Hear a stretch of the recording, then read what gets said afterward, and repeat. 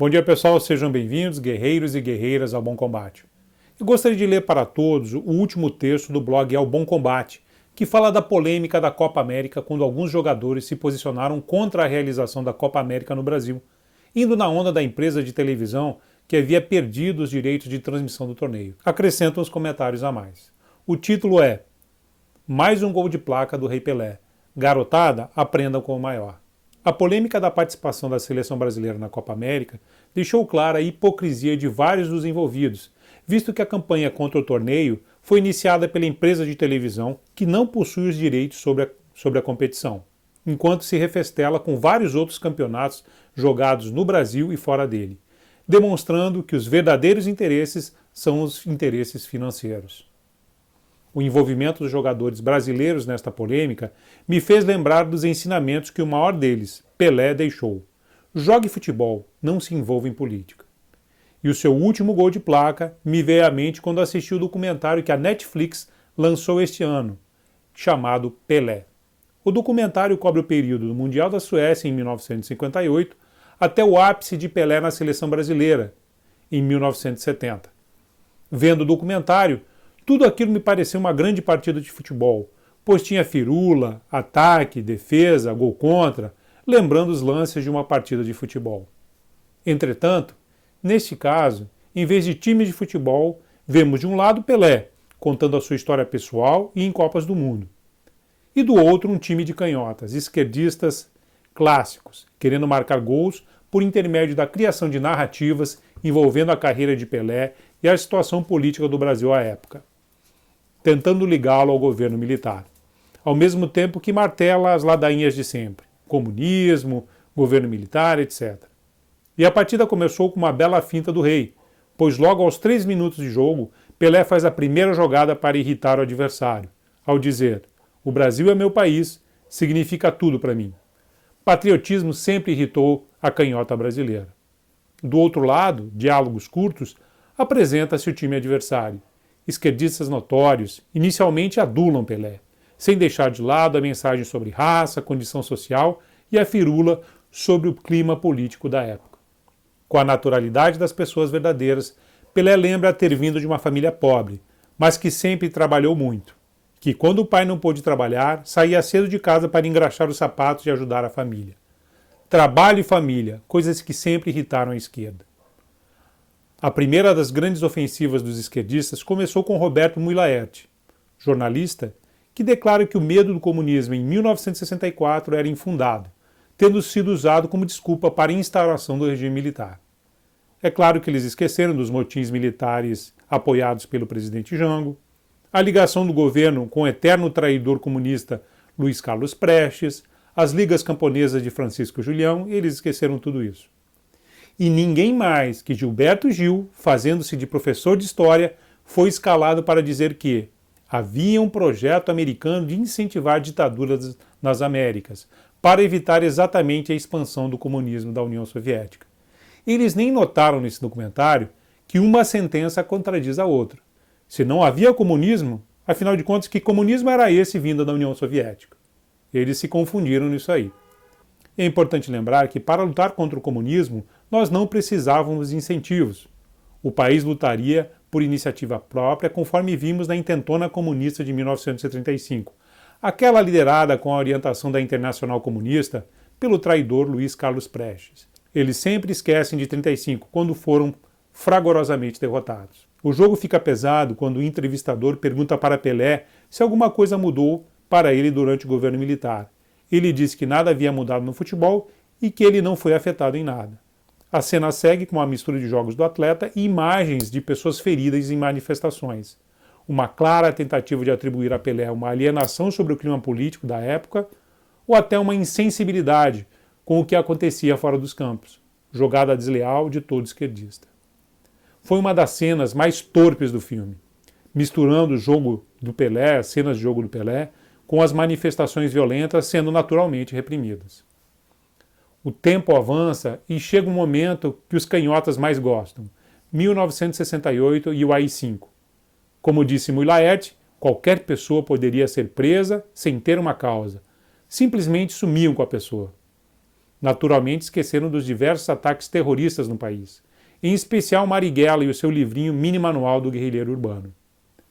Paulo César Vasconcelos aproveita o clima e entra de carrinho, destacando o uso político do futebol, pois Médici, que gostava muito de futebol, assistia partidas de futebol todo domingo no Maracanã, criando uma imagem de simpático enquanto apresentava o corpo de Marighella abatido em confronto com a polícia, sem esclarecer que se tratava do maior terrorista comunista brasileiro. Para os desavisados, parece que um inocente foi morto pelo regime militar, mas para quem conhece, aquele momento foi a maior vitória contra a guerrilha urbana quando o pior terrorista brasileiro foi eliminado. O contraponto dos esquerdistas de plantão veio de Fernando Henrique Cardoso, marcando gol contra o time da esquerda, ao esclarecer que Pelé nunca foi figura identificada com o Estado, diz o Fernando Henrique. Ele sempre foi muito mais do que isso. Países precisam de um herói para acreditar em alguma coisa. Os feitos de Pelé foram incorporados à glória nacional. Já a deputada petista Benedita da Silva diz que a tristeza do brasileiro era extravasada no futebol, sendo acompanhado em jogada combinada por Gilberto Gil, que diz que Pelé era uma estrela brilhante que, de repente, fulgurava naquele céu negro da vida brasileira. Eles esquecem que o povo era feliz e o país crescia a olhos vistos. Pelé resgatou o orgulho nacional. Nascia a Embraer, a Embrapa e vários outros orgulhos do país. Era tempo de pleno emprego. Como eu falei, eles adulam e atacam. Na sequência, o time de canhotas usa o gol 1000 de Pelé e o seu encontro com o presidente Médici, que o cumprimentou pelo feito, para o seu maior ataque, manchar a imagem de Pelé. Ou como disse Paulo César Vasconcelos, ecoando o pensamento esquerdista, para muita gente vai se olhar menos o que fez dentro do campo do que fez fora do campo. E fora é caracterizado por uma ausência de posicionamento político. Nesse momento da história, isso vai pesar muito contra ele. Não vai pesar, não. Pelé tem defeitos como todo ser humano, mas não se deixou ser usado pela esquerda torpe do Brasil. Nem ninguém o usou. Ele mesmo declara no documentário que foi chamado para participar na política pelos dois lados e recusou. Fez o que sabia fazer, jogar futebol. O gol contra do lado de Pelé veio do jogador Paulo César Lima, que é o Paulo César Caju, que replica a ideia da esquerda. Ele diz: "Eu achava que ele, Pelé, tinha um comportamento de nego sim senhor. O negro que é submisso, que aceita tudo, entendeu? Que não contesta, que não critica, que não julga. É uma das críticas que mantenho até hoje. Uma opinião dele relacionada a isso mexeria muito, principalmente no Brasil." Mas é claro que ele mesmo, Paulo César Caju, não deixou de posar para a foto junto ao presidente Médici, ao final da Copa. Na sua cabeça, só o rei Pelé tinha que se posicionar. E o ataque em massa continua com Juca Kfouri, que compara Pelé ao boxeador americano Muhammad Ali, o qual recusou-se a se alistar para lutar no Vietnã, insinuando ainda o medo de Pelé que, se mostrasse alguma revolta, não tinha certeza se seria ou não maltratado ou torturado. Ditaduras são ditaduras. Uma insinuação muito baixa de Kfouri, pois eram lutas muito diferentes. E daí o jogo começa a virar. Pelé fala que acha que ajudou mais o Brasil com o futebol do que os políticos que ganham e trabalham para fazer isso.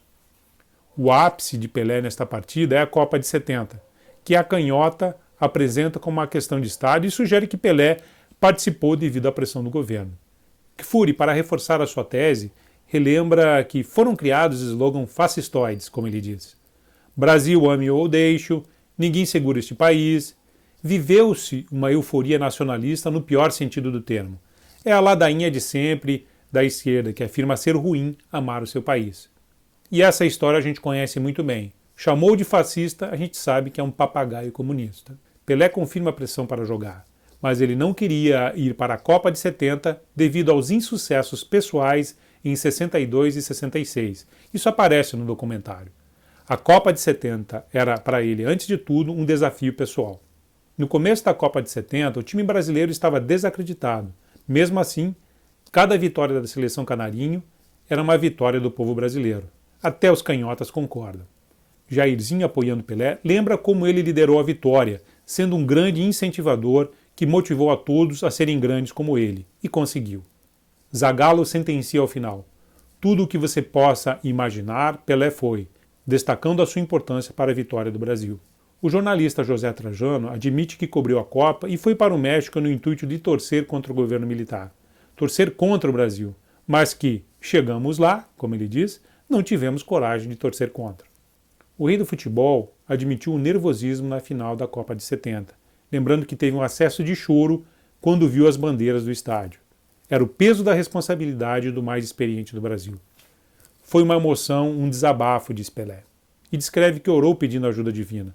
Meu Deus, ele diz, essa para mim é a última Copa. Eu quero a sua ajuda. Que Deus me ajude, que eu saia bem. E se emociona com a recordação deste momento tocante. Pede desculpas por não controlar a emoção. E nada enfurece mais a esquerda do que a presença de Deus. A verdade é que todo o documentário foi uma surra na esquerda.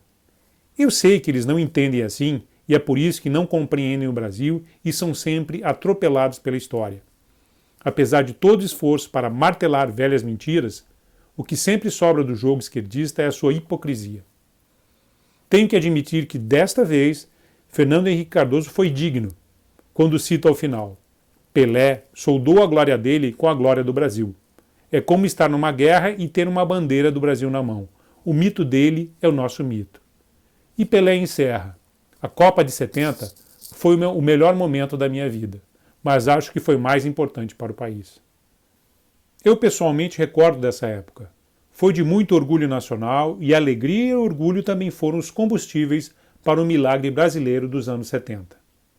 É inegável o feito dos nossos atletas, em especial do Rei Pelé em 1970. Porém, o gol de placa de que falo hoje, marcado do alto dos seus 80 anos, vem do exemplo sobre crenças e valores que fazem do Brasil um gigante. O amor e a importância da família, quando Pelé diz que tudo que ele é, principalmente a humildade, na sua formação deve à família. Ele diz: a base que me segurou e está me segurando até hoje.